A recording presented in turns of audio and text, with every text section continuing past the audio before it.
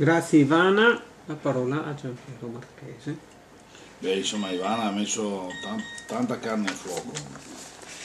Io provo a dirvi che cosa accade in regione, cioè che cosa la maggioranza in regione sta facendo o ha in mente di fare, o farà, se rivincerà la regione. Perché ormai siamo a fine legislatura e quindi molte cose non si faranno più. E noi abbiamo in regione in questa legislatura cambiato ben 3 assessori alla sanità. È toccato per accordi politici alla Lega assumere l'incarico di guidare la sanità veneta e noi abbiamo avuto nel primo anno e mezzo, i primi 2 anni, Flavio Tosi che poi è diventato sindaco di Verona, abbiamo avuto la Martini che è stata 1 anno e mezzo e poi è diventata sottosegretario con le nuove elezioni, e adesso abbiamo Sandro Sandri che è un consigliere regionale eletto all'inizio di questa legislatura e poi dimesso, o meglio revocata la nomina perché si era dimenticato di dimettersi da presidente di una società regionale.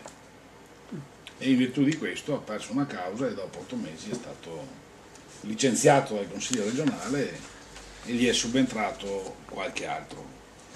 E dopo 2 anni di assenza del Consiglio regionale lui è venuto a fare l'assessore alla sanità.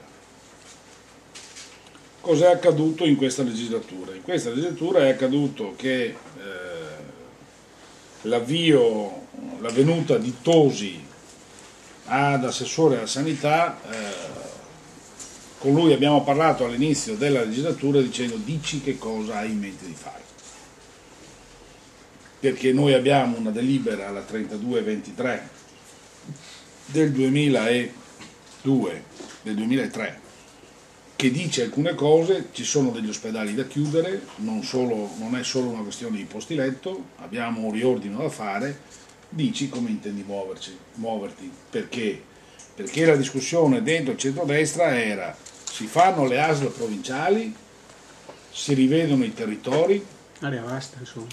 No, le ASL provinciali non sono l'area vasta per loro le ASL provinciali sono un'unica ASL provinciale, che non ha niente a che vedere con il sistema area vasta, poi all'area vasta ci arriviamo. Dici che cosa vuoi fare, dove vuoi puntare, noi proviamo a darti una mano. Sappi che il piano sociosanitario è scaduto ormai da oltre 15 anni e quindi c'è bisogno di metterci mano. Abbiamo fatto una revisione, una riduzione dei posti letto, abbiamo detto quali sono nella passata legislatura, quali sono gli ospedali da chiudere. Adesso proviamo a fare un passo in avanti, proviamo a rivedere un piano più generale sociosanitario e vediamo che tipo di organizzazione vogliamo attuare nel nostro Veneto.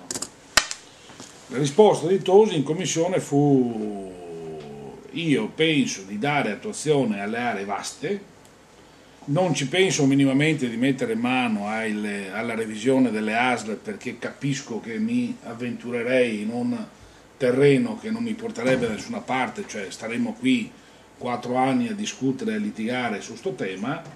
Preferisco provare a dare attuazione alle aree vaste e provare a fare il piano sociosanitario, tant'è che lui dopo 6 mesi, coerentemente con ciò che ci aveva detto in commissione, viene e ci presenta il nuovo piano sociosanitario. Lo approvano in giunta e arriva in commissione.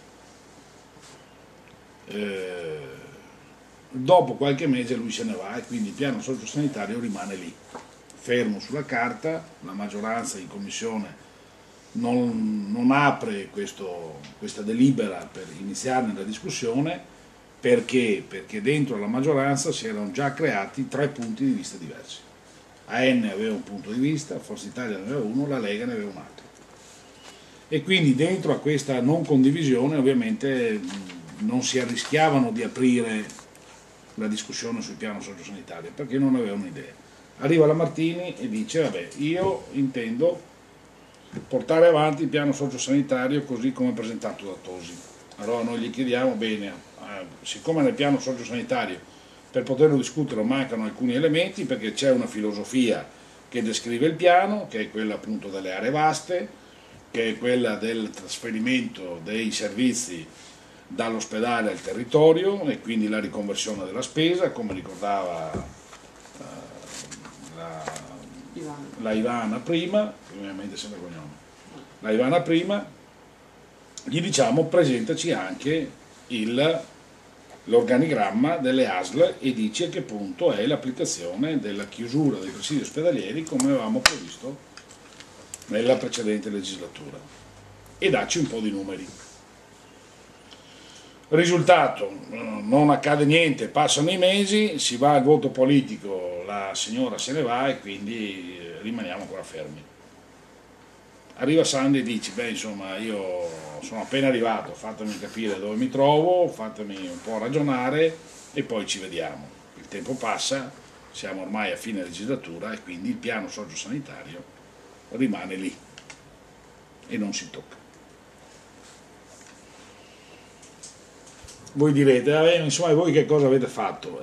Noi più che sollecitare non potevamo fare altro, nel senso che se la maggioranza non intende aprire la discussione sul provvedimento non è che noi possiamo solo lamentarci, solo dire le nostre contrarietà.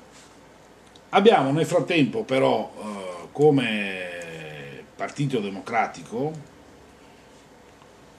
abbiamo elaborato dopo qualche mese di incontri un nostro piano sociosanitario che abbiamo depositato in commissione perché ci fosse il confronto fra, chiamiamoli i due schieramenti, centrodestra e centrosinistra. Il nostro piano sociosanitario condivideva la trasformazione della spesa dall'ospedale al territorio, quello di cui prima Ivana si lamentava non accadere, no? Nella nostra ASL, ma non temete, non accade nemmeno nelle altre ASL purtroppo,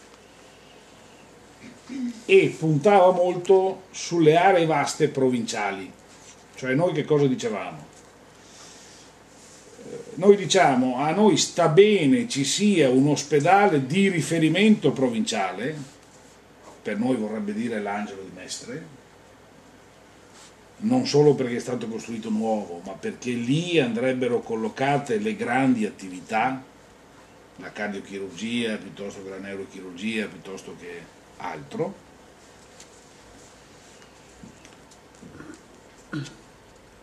I territori, siccome avremo un ospedale di riferimento e con un'area vasta di tipo provinciale, noi non andremo a impoverire gli ospedali che stanno nel territorio, perché dal territorio noi vogliamo preservare le eccellenze che nel territorio ci sono.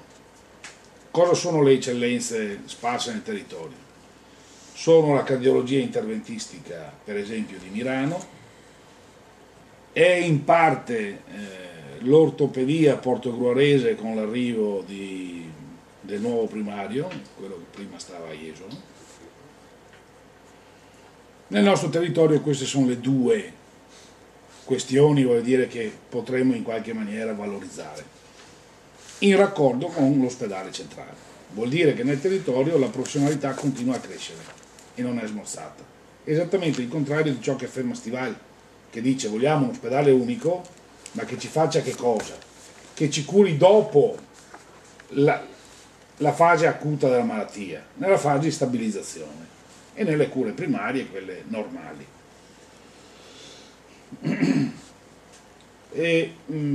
Questa è l'impostazione che noi abbiamo dato al nostro piano sociosanitario come centrosinistra.